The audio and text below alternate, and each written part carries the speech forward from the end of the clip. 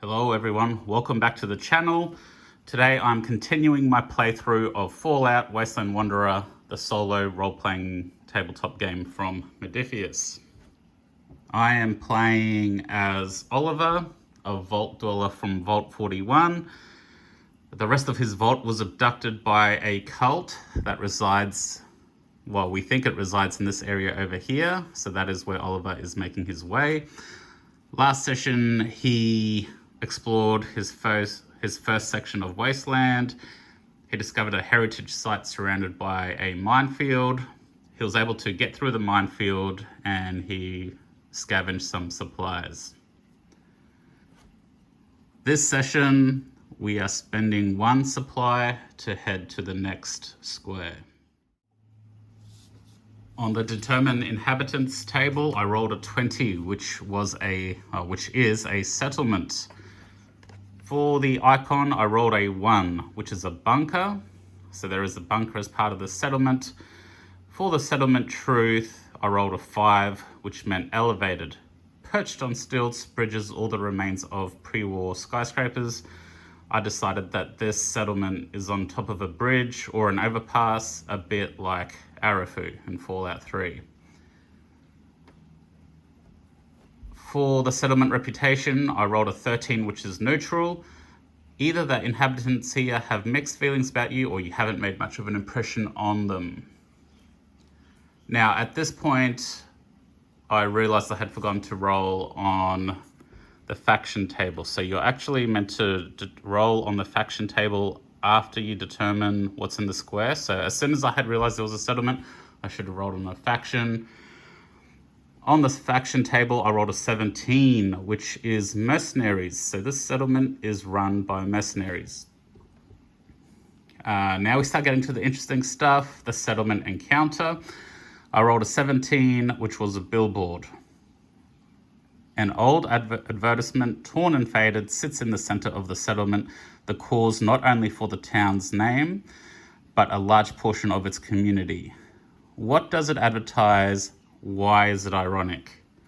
And I think the why is it ironic question makes this is what adds flavor. This is what I came up with. The billboard has a multitude of Protectron models with the caption, "We are here to serve." This town is run by a Protectron mercenary group called the Steel Legs.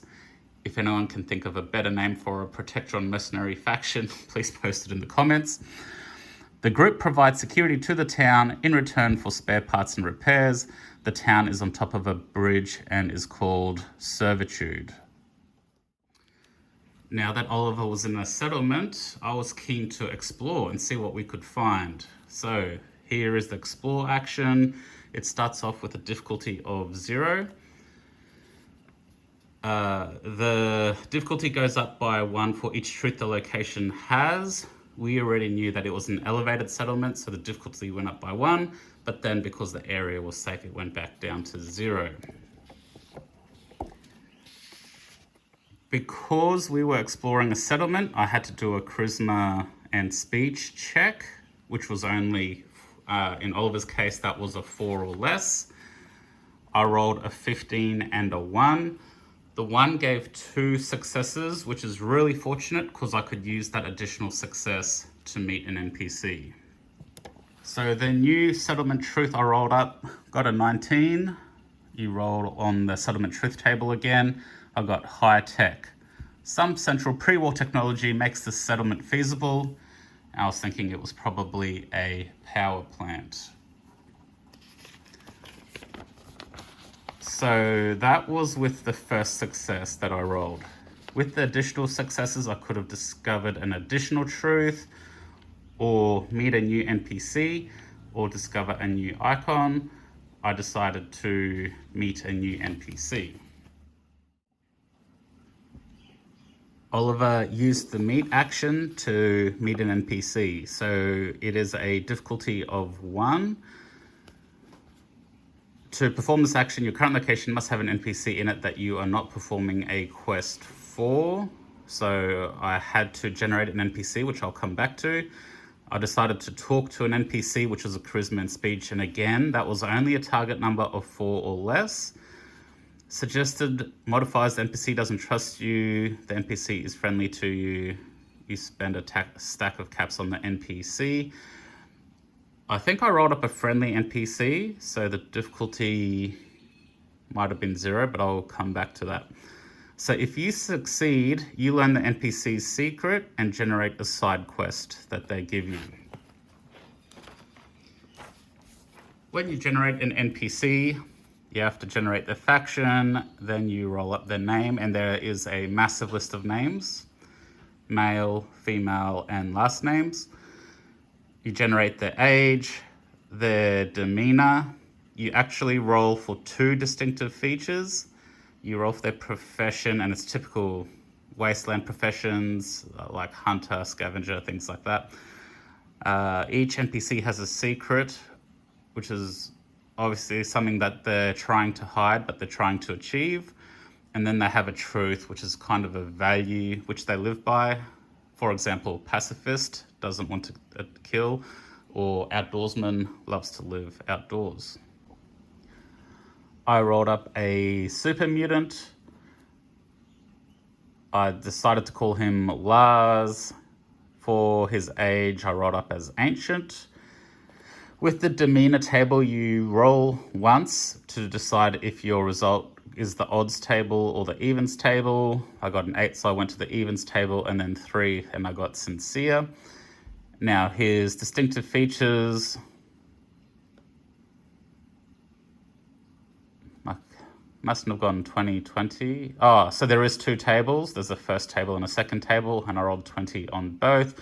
He's spotlessly clean. He seems affiliated with every faction, which tied in with his profession. He is a leader. His secret is they think they are destined for something great. Oliver doesn't know that, or actually he will discover this. And Lars's truth, he's ambitious. He will not stop until they are the best at their profession. So I did my meat action. I needed to get 4 or less. I once again rolled a 1, also a 10. The 1 gave me 2 successes. There were a lot of 1s and 20s in this session. Because I had 2 successes, I could generate a side quest, which is what I was looking for. When you generate a side quest, first you roll for the reward, whether it's caps or something else. Then you roll for the goal. What is it you're trying to actually achieve? And then the last step is to roll the location, where it is on your Pip-Boy map. I rolled a 2 on the reward table, which was mystery. NPC is unable to confirm what they can offer you, or the outcome of the quest is unknown. When gaining this reward, roll again on this table, but add +10 to the result. With that +10, you can't roll the mystery again. It will always be some kind of value. For the goal type, I rolled an 8, which was love. So this quest was going to involve love. The table's a D20 table. There are 18 results, with the last 2 being choose whichever quest type you like. Then I went to the love quest subtable, and I rolled a 1. I've noticed NPC and NPC making eyes at each other. I've always fancied myself a matchmaker. What is keeping them from getting together? Is this true love, or is there something else going on? And this reminded me of the quest in Fallout 3 where you have to matchmake, I think it's a bar waitress in Rivet City with the apprentice priest. I did just want to show the love quest subtable. So once I had rolled the love quest type, I rolled again to get the subtype, and there's 10 different options. So this part of the game is quite fleshed out.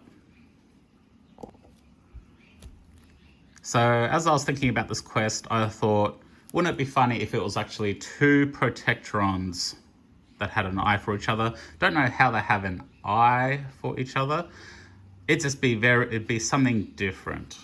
So I had to generate the NPCs involved in this love quest. The first character I rolled up was Darlene, a female Protectron. She is peaceful. Distinctive features: no faction symbol on equipment, exposed wires, so she is damaged somehow. Her profession was scavenger. Her secret: they are exactly who they appear to be, so not hiding anything sinister. And her truth was phobia: they have a fear of water, heights, or something similar. The other character involved in this quest I rolled up was Randall, a Protectron that identifies as male. His demeanor was enthusiastic. His distinctive features was dyed hair, which I thought was funny that a Protectron would have like a mohawk with dyed hair. He thinks all monsters are adorable and can be trained. So we're getting some interesting results here. He is a rookie. His secret is he has information on a faction that could change everything.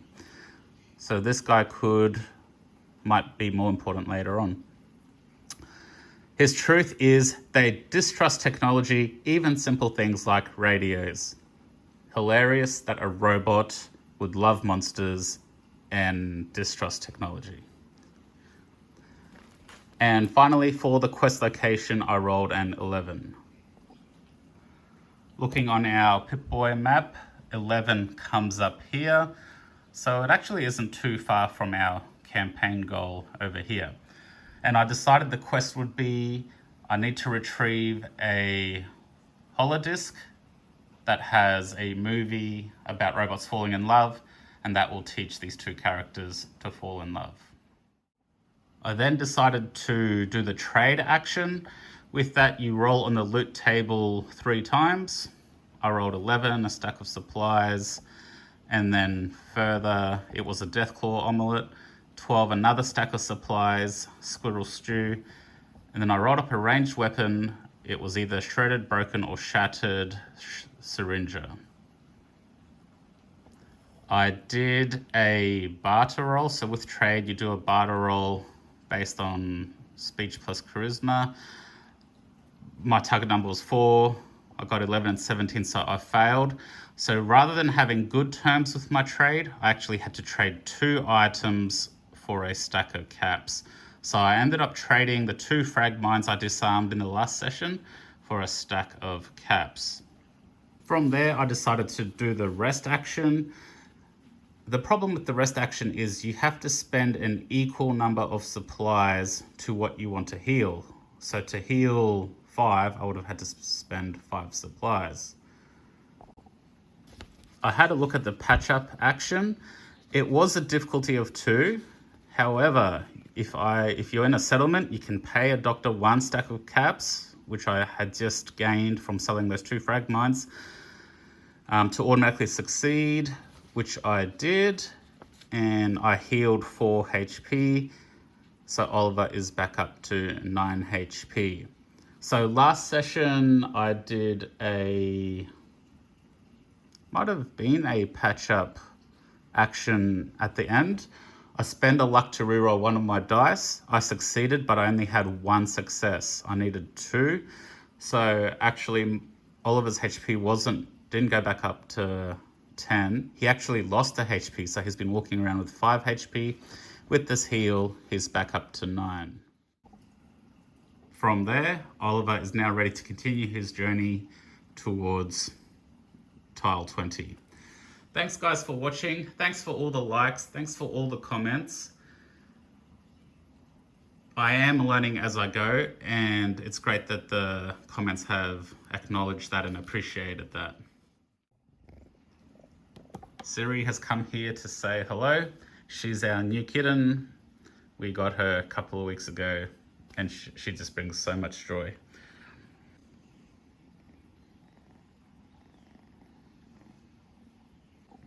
Thanks for watching, guys, and I'll see you in the next one.